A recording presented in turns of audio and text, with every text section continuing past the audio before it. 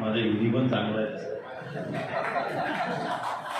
परंतु मनसेच्या अर्थाचा अनर्थ सगळीकडे होतो. कारण आपण या महाराष्ट्रात राहतो, महाराष्ट्राची भाषा पहिली आणि ज्यावेळेला ज्या क्षेत्रामध्ये जातो आपण त्या क्षेत्राला समजेल अशी भाषा बोलणं हा सगळ्यात मोठा. तर बरेच जण इथे त्यांना काही मराठी पण कळत नसेल, मला माहिती आहे, पण तरीसुद्धा शिकायला पाहिजे.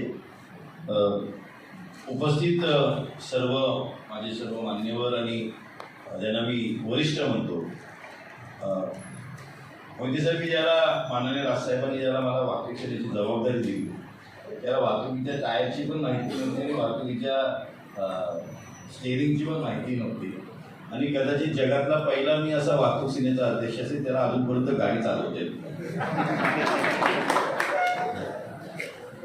सही बोलला म्हणजे हकीकत नाही बोलला.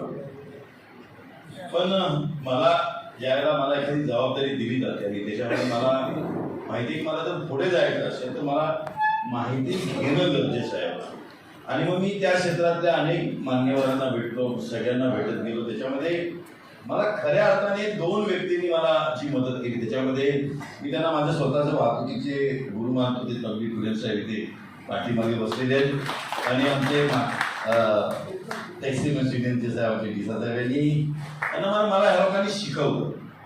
खरं म्हणजे त्यावेळेचे माझे अध्यक्ष होते, त्या संदर्भात तबली फुले साहेबांनी सांगितलं की खऱ्या अर्थाने त्या अध्यक्षाला एवढी मोठी संधी होती युनियन वाढवायची, परंतु दुर्दैवाने त्यांनी फक्त आने दो हेच केलं. त्याच्यामुळे खरं म्हणजे गाडीची माहिती पाहिजे असेल तर ड्रायव्हरला भेटायला पाहिजे आणि ड्रायव्हरांना भेटायचं असेल तर मालकांना सुद्धा भेटायला पाहिजे.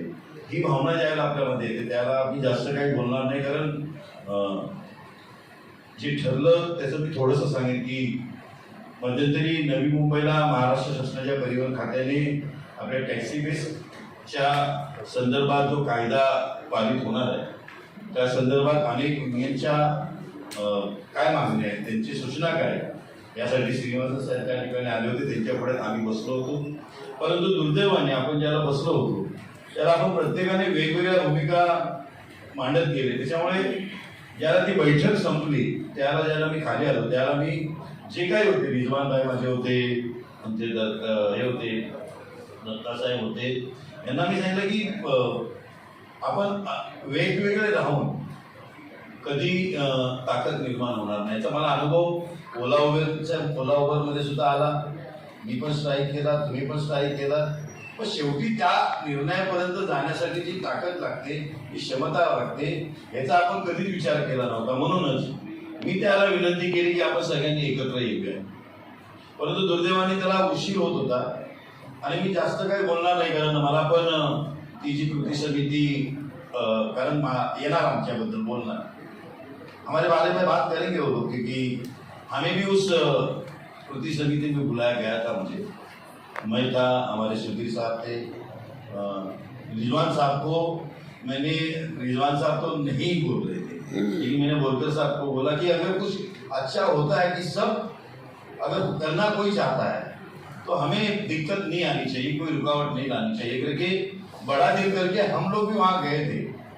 और तभी जिस साहब मैंने एक ही बात उनको कही कि लड़ाई लड़ रहे हैं लेकिन हम लोग पांडव की तरह नहीं लड़ रहे, जो बड़ा हुआ था, हम लोग कौरव बन के लड़ रहे कि मुझे क्या चाहिए, मैं क्या चाहता हूँ, हमें क्या चाहिए, इस बारे में अगर सोचना है. तो मैंने उनको यही गुजारिश की थी, मैंने विनती की थी कि खाली 10-12 लोगों को लेके हम लोग ताकत नहीं बना सकते. पूरे महाराष्ट्र में काफ़ी यूनियन है, उनको हमें साथ में लेना पड़ेगा, हमें बैठ के बात करनी पड़ेगी, क्योंकि कहीं एक कोई ऐसा यूनियन लीडर होगा जिसको मेरे से भी ज़्यादा जानकारी हो सकती है, उसका मैं क्यों नहीं सुनूं. और दुर्भाग्य से वहाँ पारित क्यों हुआ, क्योंकि हम भले थोड़ा देर सही लेकिन हम लोग सबको बुलाएंगे, मीटिंग करेंगे, ऑर्गेनाइज करेंगे और उसमें बैठेंगे. मैं देखिए आज भी ओला उबर हो, लेकिन टैक्सी यूनियन और रिक्शा यूनियन की बातें अलग है.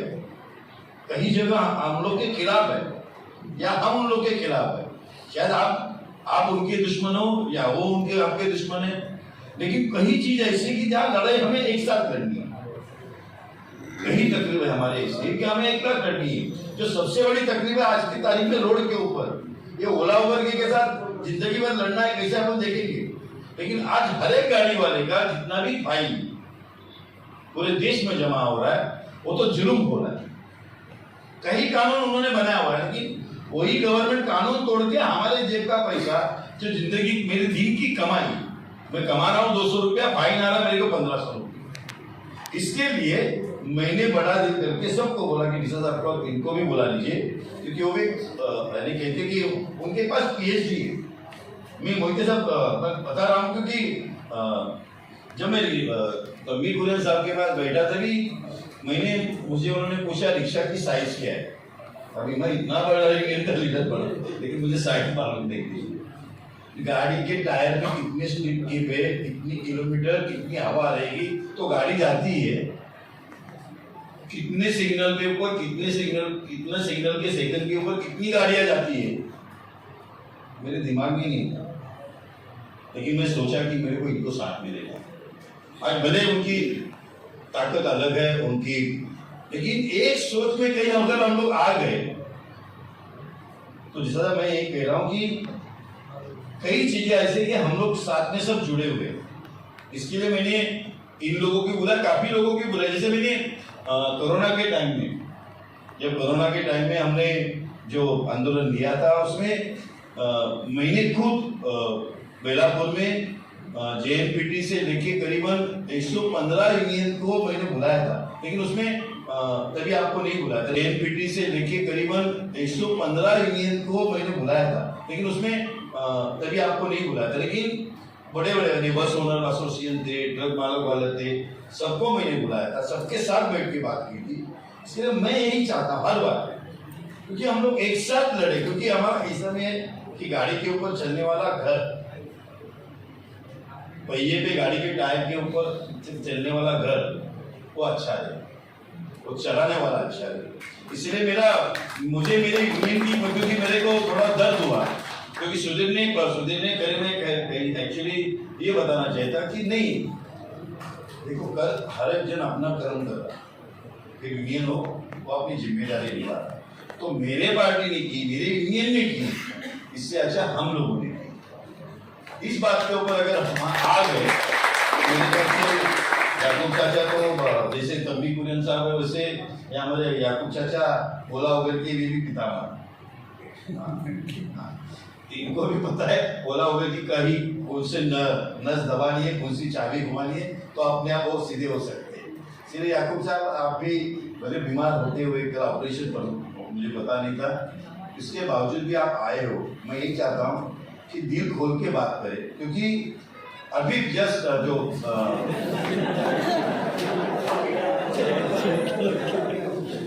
मैं आपको एक बात बता रहा हूँ, क्योंकि टैक्सी और रिक्शा के लिए काफी अलग अलग यूनियन थी टैक्सी वाले के लिए।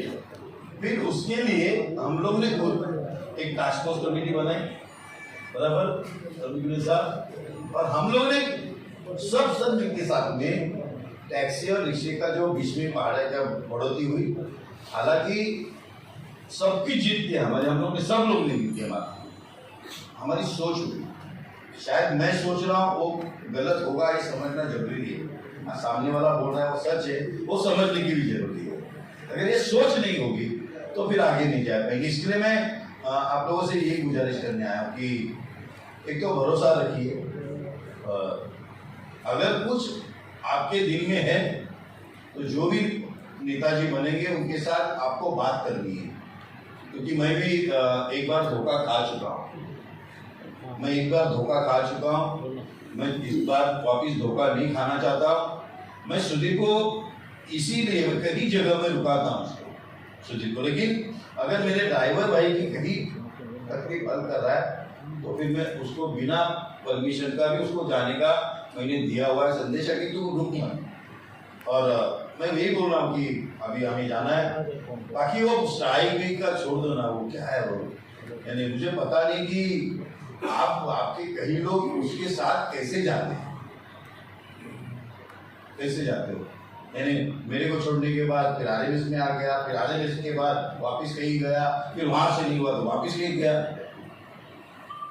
अरे खुद की छतरी संभालनी है। इसके लिए मेरा आप अपने लोगों में भी समझाने की कोशिश कीजिए, क्योंकि लड़ाई अगर वो चाहता है तो हम एक साथ बैठने के लिए तैयार है, नहीं ऐसा नहीं है, लेकिन तेरी सोच कौन सी है वो तो बता। ये तो हमें पता है वो आईटी है, आईटीसी क्या क्या हो हमें पता है, कैसे घूम के आ गए, वहाँ क्या क्या किए। हमारे भाई साहब तो बैठना में रहिए। तो ठीक है, मैं आपके साथ हूँ, मेरी पार्टी आपके साथ है, हमें मार्गदर्शन करने वाले आप ही लोग हैं।